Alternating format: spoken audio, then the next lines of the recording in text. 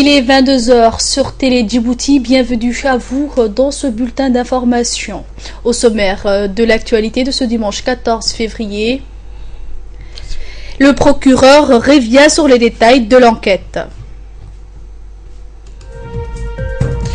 Soudan du Sud, Riek Machar redevient vice-président conformément à l'accord de paix.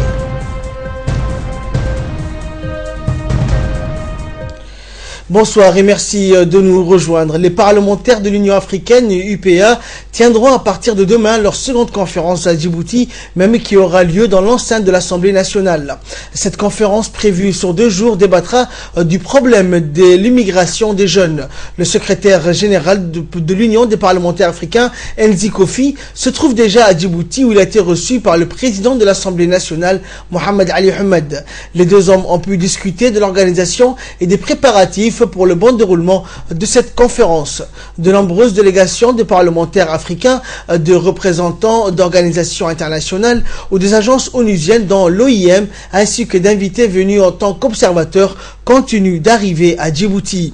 La conférence réunira ainsi un grand nombre de parlementaires africains ainsi que les représentants du corps diplomatique basé à Djibouti en vue de débattre des questions relatives à l'immigration vers l'Europe ou les pays du Golfe. C'était donc dans les titres suite à l'attaque perpétrée le 6 février dernier contre un poste de la gendarmerie au lac Assal ayant coûté la vie de gendarmes. Le procureur de la République, Maki Abdelkader Omar, a fait en fin de matinée une déclaration au cours de laquelle il a fait le point sur la phase judiciaire de l'enquête. Voici ses explications. L'enquête sur l'agression perpétrée le 6 février 2016 au lac Assal et qui a visé le poste de gendarmerie du lieu-dit est entrée depuis hier dans sa phase judiciaire. Une information judiciaire est donc ouverte auprès du cabinet du doyen des juges d'instruction. Les faits visés au réquisitoire et qualifiés actes de terrorisme se présentent ainsi. Un groupe d'individus au nombre de 7 lancent un assaut contre le poste de gendarmerie. Et il est 21h passé de 10 minutes lorsque les assaillants dirigent un feu nourri contre le poste dans lequel se trouvent 3 gendarmes, dont seul un parvient à se dégager. Et il est blessé. Ses 2 collègues, le gendarme Moussa Farah Bahdon et Zakaria Ismail Rabile, ne survivront pas à cette attaque.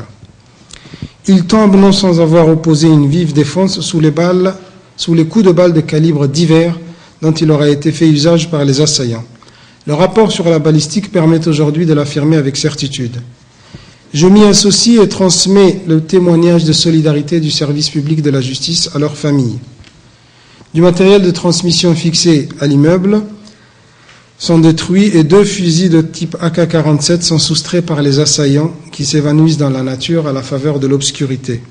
Dans la défense qu'ils ont opposée aux assaillants, les gendarmes touchent mortellement l'un d'eux, dont le corps est retrouvé le lendemain matin à 400 mètres du poste attaqué. Il est rapidement identifié comme étant Mohamed Ali Loubak, né en 1982 à Terou en Éthiopie, de nationalité éthiopienne, lequel est déjà impliqué dans l'acte terroriste qui a visé le 30 septembre dernier le convoi à Maraoulé. Cette identification visuelle est confirmée grâce au renseignement du fichier automatisé des empreintes digitales. Cette étape décisive permet aux enquêteurs d'identifier et interpeller à leur tour 2 individus qui vivent dans les localités voisines de Hilou et Garabtissan, où des témoins les ont aperçus en compagnie du groupe de Mohamed Ali Loubak. Ces 2 individus reconnaissent avoir aidé le groupe de terroristes dans la préparation de l'assaut en révélant le nombre de gendarmes en service au poste et la configuration des lieux. À cette aide s'ajoute celle qui a consisté à guider les assaillants jusqu'à les ramener à une centaine de mètres du poste. Auraient donc participé à cette agression les nommés Abdo Omar Daoud, commandant ce groupement, lequel, dans une vidéo diffusée le 24 janvier, proférait de menaces de commettre ce type d'attentat. Mohamed Ali Loubak, décédé, Cheikho Mohamed Cheikho et Issé Hamadou Issé, en plus de 3 autres individus dont les identités ne sont pas encore établies. Ils admettent également avoir des contacts fréquents avec Abdou Omar Abdou, contact confirmé par le relevé des appels téléphoniques recueillis. Les mêmes relevés des appels téléphoniques sont révélateurs des liens existants entre les exécutants de cette attaque terroriste, à savoir Abdou Omar Daoud, et des commanditaires. Les commanditaires sont les mêmes que lors de la précédente agression, celle qui a eu lieu à Maraoulé. À ce sujet, l'exploitation des données interceptées continue. Donc, outre Omar Humed Gohar Hamadou et Youssouf Badoul Moussa poursuivis pour avoir facilité la commission de cet acte terroriste, les poursuites concernent Abdou Omar Daoud, Cheikh Mohamed Cheikh et Issé Hamadou et tous autres que l'information fera connaître pour avoir commis dans le cadre d'une entreprise collective ayant pour but de troubler gravement l'ordre public par la terreur, des crimes d'atteinte volontaire à la vie et à l'intégrité physique des personnes, des délits de vol, de destruction et détérioration d'édifices. Les recherches continuent pour localiser ces individus, mais s'agissant des personnes surarmées, dont la dangerosité tant en parole qu'en acte n'est plus approuvée, nous exhortons les populations des localités, des zones reculées du territoire à la plus grande vigilance. La troisième catégorie de personnes impliquées dans ces attaques terroristes est celle des commanditaires. Les éléments de ce dernier dossier viennent conforter celles déjà transmises à l'appui des requêtes aux fins d'extradition concernant Mohamed Kadami Youssouf et Kamil Mohamed Ahmed. Les deux individus déférés devant nous et le juge d'instruction par la suite sont aujourd'hui placés en mandat de dépôt. Il s'agit de Humed Gohar Hamadou et Youssouf Badoul Moussa. Je vous remercie. En nouvelle nationale toujours, le lancement de la formation sur les premiers intervenants préhospitaliers a eu lieu samedi 13 février dans l'enceinte de la direction de la protection civile. Cette formation va regrouper plusieurs agents issus des différents corps militaires, à savoir les pompiers, les policiers, les gardes-côtes, la garde républicaine, et va durer 10 jours. La suite dans ses commentaires. Cette formation va regrouper plusieurs agents issus de différents corps militaires, à savoir les pompiers, les policiers, la garde-côte, la garde républicaine, et va durer pendant 10 jours. Cette formation a été animée par les experts canadiens venus du Québec, dépêchés par la Caisse nationale de la sécurité sociale. La cérémonie du lancement de la formation a vu la participation du directeur de la protection civile, le colonel Mahmoud Moussa Mahmoud, le directeur général de la police nationale, le colonel Abdillahi Adi, et la directrice de la CNSS. Le directeur de la protection civile, le colonel Mahmoud Moussa Mahmoud, a souhaité la bienvenue aux experts canadiens dans son intervention. Il a rappelé par ailleurs l'importance de cette formation pour ses agents et pour servir au mieux le peuple djiboutien. Nous sommes toujours au devant en tant que pompiers pour secourir les victimes sur la voie publique. Je pense que c'est un geste qui est familier pour mes personnels pompiers à Djibouti, qui sont aussi dans le même domaine de compétences pour mes collègues de la police, mais qui sera utile le jour où il adviendra quelque chose, une catastrophe, un accident, pour que lorsque nous allons nous retrouver, les gens qui vont pouvoir intervenir puissent parler le même langage et partir dans le même sens. De son côté, le directeur général de la police nationale, le colonel Abdillahi Abdi, a rappelé l'importance de la coopération Nord-Sud et a surtout mis l'accent sur la formation qui va bénéficier à tous les agents de la sécurité du pays. La formation qui sera dispensée à notre personnel, c'est une formation qui sera très utile. Elle nous permettra d'une part de formaliser les différentes pratiques que nous avons, mais également d'uniformiser de manière à ce que tous les intervenants pour porter secours aux victimes puissent avoir la même pratique, le même langage sur le terrain. À la fin, la directrice de la CNSS s'est réjouie de contribuer fortement en dépêchant bien sûr les experts aux agents concernés. Cette première formation va être dispensée au sein de la direction de la protection civile à toutes les personnes concernées de près ou de loin par les secourismes. Donc c'est une formation en soins préhospitaliers qui va durer une dizaine de jours.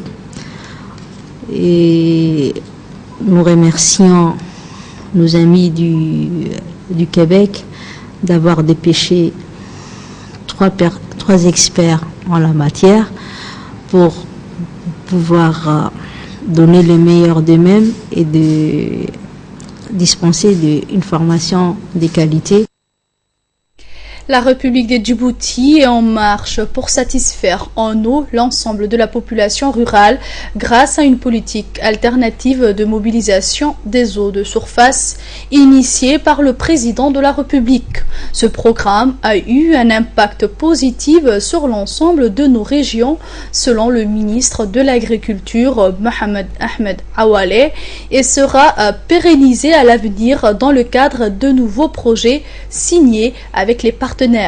La population rurale du Nord et du Sud a manifesté sa satisfaction tout en souhaitant la multiplication des ouvrages hydrauliques, le stockage des eaux de pluie dont les avantages sont aujourd'hui palpables comme dans la sous-préfecture de Dora, connue autrefois pour les problèmes de soif récurrents.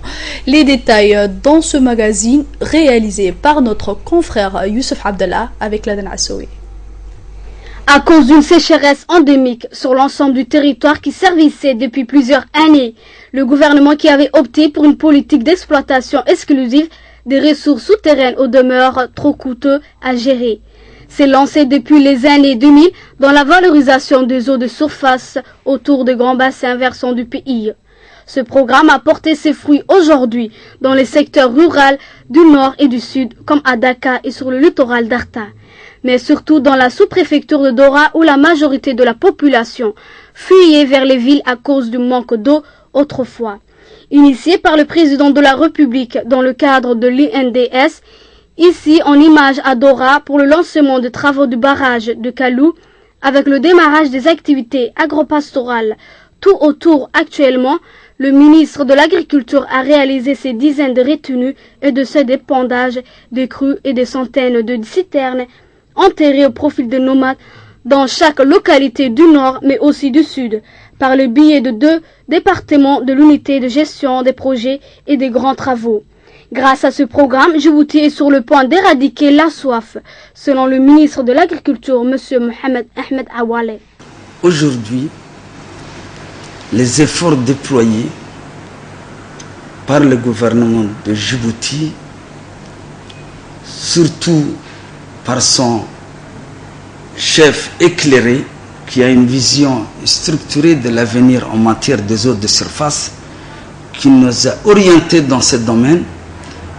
Et nous, avec mes collaborateurs, les artisans de la brousse, je les appelle, ils ont fait un travail remarquable. Pour vous donner un exemple, la région de Dora, on avait l'habitude de dire, c'est la région de la soif. Mais aujourd'hui, qu'est-ce que je vois? Une trentaine de retenues, pleines, sinon aux 3/4, des centaines de citernes enterrées au niveau de chaque campement où il y a de l'eau. C'est pour vous dire que la moindre pluie, elle est piégée, elle est récoltée par les ouvrages que nous avons réalisés. Des micro-barrages dans les régions du Sud, tous ces ouvrages ont déjà porté leurs fruits et je dirais que nous sommes dans la voie d'éradication de la soif en République de Djibouti. Pour le piémont de Moussa Ali, en période d'été, d'habitude on ne voit pas beaucoup de nomades, mais cette fois, les retenues réalisées dans la cuvée de Magdoul et de Marguita sont pleines. Des familles ruraux commencent à se fixer, ils ne sont pas obligés de faire la transhumance à la recherche de l'eau et du pâturage. La caravane ne fait que quelques centaines de mètres, là où il fallait auparavant 2 jours pour amener l'eau à Marguita et à Dguenou sur le piémont de Moussa Ali. Nous remercions nos dirigeants pour la concrétisation de mise en valeur des eaux de pluie qui se perdaient autrefois. Grâce aux retenues, l'eau est stockée dans ces ouvrages au moment des pluies. Aujourd'hui, Dieu merci, nous avons l'eau en abondance, déclare-t-il. Une femme témoigne aussi sa satisfaction. Avant ces ouvrages, dit-elle, nous avons quitté le secteur et nous étions dans des grandes difficultés. Aujourd'hui, nous sommes revenus dans nos campements. À Ogal Dobok, Meke Ali affirme la même satisfaction. Ici, à Guéhéré, à 50 km d'Obok, il y a une retenue, un grand bénéfice de la population du secteur. Par ailleurs, des citernes enterrées ont été réalisées et la population ne souffre plus de la soif comme auparavant. Nous demandons aujourd'hui à continuer ce programme et à multiplier ce genre d'ouvrages dans chaque campement. Message entendu, le ministre entouré de ses artisans des brousses, comme il les appelle, nomme les ingénieurs Baragoïta et Aoulad, respectivement coordinateurs de l'UGP et directeurs des grands travaux, précise que les programmes seront intensifiés et les ouvrages seront multipliés pour généraliser l'accès à l'eau à toute la population rurale djiboutienne avant 2025. Des forages seront aussi réalisés pour garantir la sécurité de l'eau dans les cadres de projets de développement durable, précise le ministre de l'Agriculture. Nous allons même intensifier et multiplier dans le cadre des nouveaux projets que nous venons de signer avec nos partenaires au développement pour que, à l'objectif du millénaire, on a fait un travail remarquable, mais le sommet du développement durable qui a succédé aux objectifs du millénaire pour que nous puissions éradiquer la soif, avoir l'accès à l'eau aux populations rurales avant 2025. C'est notre objectif et nous allons déployer tous les efforts nécessaires pour diversifier les ressources en eau, faire non seulement des ouvrages des eaux de surface, mais également multiplier le nombre de forages pour qu'il y ait sécurité de l'eau durable.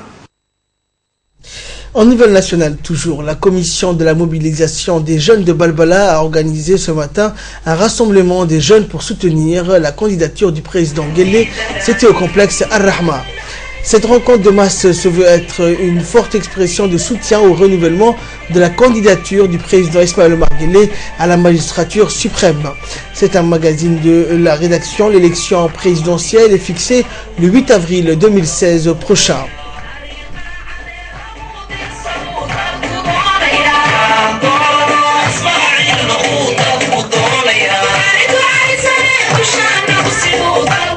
Cette cérémonie de soutien au président de la République Ismaël Omar Guelleh s'est ouverte par la lecture d'un verset du Saint-Coran. Cette journée a été marquée par des chants et des danses folkloriques.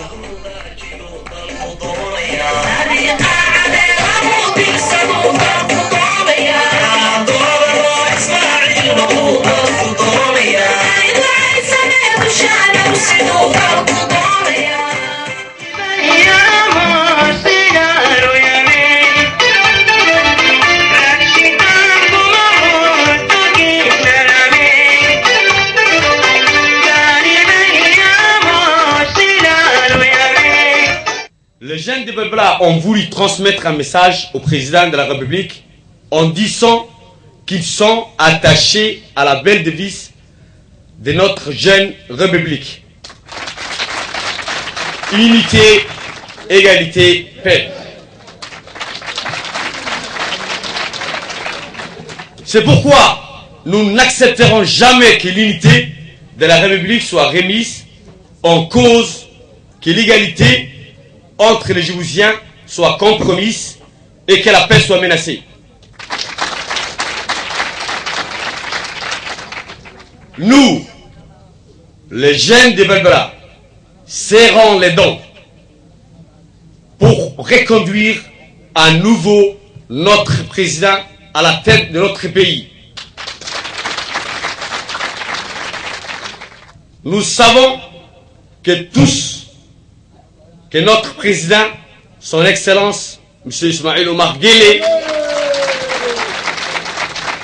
aime les jeunes comme il l'a dit à maintes reprises dans ses discours.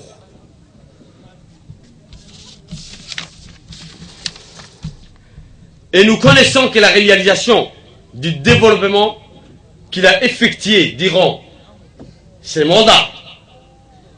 C'est pourquoi nous soutenons massivement la réélection du président, son Excellence Ismaël Omar Guelleh. Vive la République de Djibouti. Vive les jeunesses djiboutiens et djiboutiennes. Vive notre président, son excellence Ismaïl Omar Guelleh.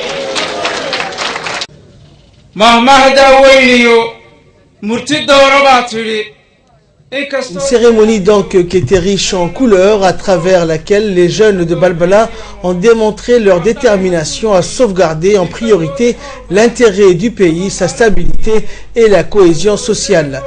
Cette cérémonie a vu la participation de nombreux jeunes de la commune de Balbala, notamment la secrétaire d'État à la solidarité nationale Zahra Youssouf Rayad, les élus locaux de Hayablé, Mohamed Bouh, le président de cette commission, Fouad Salah Rayad, et ses proches collaborateurs. Une série d'interventions a eu lieu en tour à tour. Les jeunes ont pris la parole pour s'exprimer haut et fort leur soutien indéfectible au président sortant à l'approche d'une importante échéance électorale.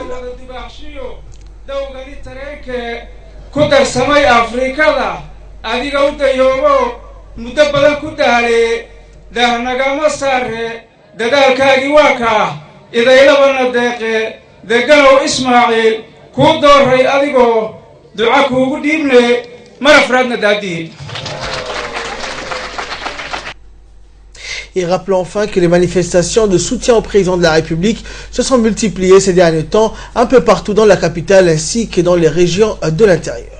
Et dans le cadre de la prochaine élection présidentielle d'avril 2016, la distribution des cartes d'électeurs a débuté dans l'ensemble de la région d'Ali Sabieh. La délivrance des cartes d'électeurs a démarré très tôt ce matin, dimanche 14 février 2016. Les Asserjok se sont déplacés massivement vers les sites de distribution pour récupérer leurs cartes d'électeurs précieuses et indispensables pour prendre part au scrutin. Dans une interview accordée à notre correspondant de la région d'Ali Sabieh, le préfet de la région d'Ali Sabieh, M. Mohamed Wabri Assoué, a souligné que la distribution des cartes d'électeurs se poursuit dans la bonne voie et que déjà la population a eu la possibilité de récupérer la carte d'électeur de ce matin, le début de l'opération de retrait des cartes d'électeurs. Et à Obok également, les mêmes opérations de distribution des cartes d'électeurs ont débuté hier dans plusieurs centres de distribution des cartes de la ville d'Obok, notamment la préfecture. On a pu observer de longues files d'attente de personnes censées être inscrites. La délivrance des cartes d'électeurs a démarré hier et les habitants de la ville d'Obok se sont déplacés massivement vers les sites de distribution pour récupérer leurs cartes d'électeurs, indispensables pour prendre part au scrutin. Plusieurs équipes donc se sont confrontées dans les disciplines sportives dites collectives telles que le football, le handball, le volleyball et le basketball, ou à la fois individuelles ou collectives telles que le pétanque, le tennis de table ou enfin individuelles comme l'athlétisme, le judo, qui ont opposé plusieurs équipes ou championnes. Et il faut souligner que différents sites ont été retenus à cet effet, notamment le stade de Gouled, le complexe sportif de Balbala, le gymnase du lycée d'État, la zone industrielle ou le terrain Aouled. Voici sans attendre les différents résultats des matchs par équipe actuellement terminés, illustrés par quelques beaux clichés durant ces premiers Jeux nationaux de la jeunesse. En football le masculin, l'équipe de Boulaos a battu celle de Dikil par 4-0, alors que dans les matchs opposants, l'équipe d'Ali Sabieh et Razdika, les jeunes Assadjog, le remportent par un score de 2-0. Quant à nos jeunes équipes féminines, la rencontre opposant Arta à Razdika, les jeunes d'Arta ont pris le dessus sur celle de la commune de Razdika, puisque les matchs s'est terminé sur le score de 4-0. Et dans l'autre match opposant les équipes féminines de Boulaos à celle de Balbala, cette dernière le remporte par un score de 3-0. Et dans les autres disciplines sportives, les scores sont les suivants. Volleyball masculin, Arta Boulaos 2-1. Dikil Balbala à 2-1 pour Dikil. Volleyball féminin Razdika Dikil 2-0 pour Dikil. Handball féminin Razdika Ali Sabieh 8-1 pour Ali Sabieh. Handball toujours masculin Tadjoura Boulaos 8-4 pour Tadjoura. Et au terme de cette première journée de compétition des premiers Jeux nationaux de la jeunesse qui fut riche en couleurs. L'enthousiasme de la cérémonie d'ouverture d'hier a fait place à la bonté de l'adrénaline chez nos jeunes compétiteurs. palpable dans les gestes et lors de la concentration d'avant les matchs.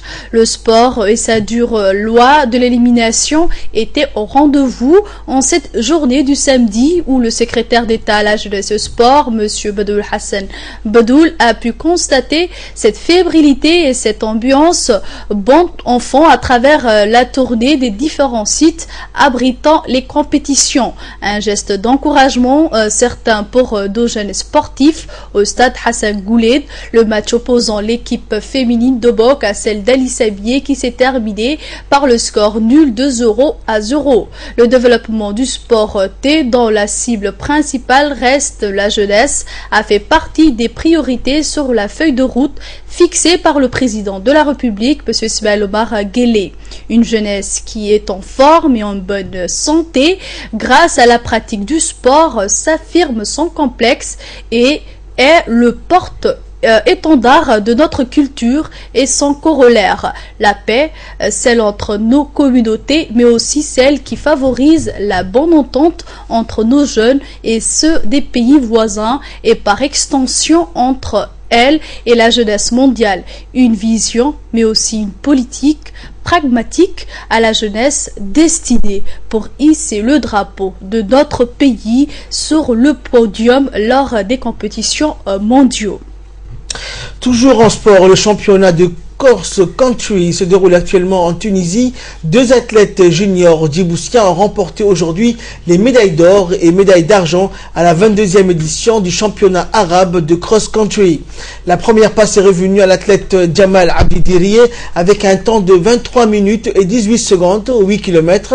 La seconde passe a été remportée par l'athlète Ibrahim Hassan Bouh avec un temps de 23 minutes et 26 secondes. La course a vu également la participation d'une centaine d'athlètes issus des pays membres de la Ligue arabe. Une grande cérémonie de récompense et de remise de médailles a eu lieu ce matin où l'hymne national a été entonné. Et dans le cadre des opérations de surveillance maritime permanent dans les eaux territoriales djiboutiennes, une équipe de la garde-côte djiboutienne a intercepté dans la nuit du 12 février dernier 2 grandes embarcations de type Qalba au large de Gadoria, au nord du pays, transportant une quantité importante de carburants de contrebande. 14 membres d'équipage yéménites en situation de défaut de secours dans notre pays ont été arrêtés au cours de cette opération. La garde-côte poursuit sans relâche ses efforts visant à mettre un terme aux activités de ces contrebandiers qui visent à anéantir l'économie nationale.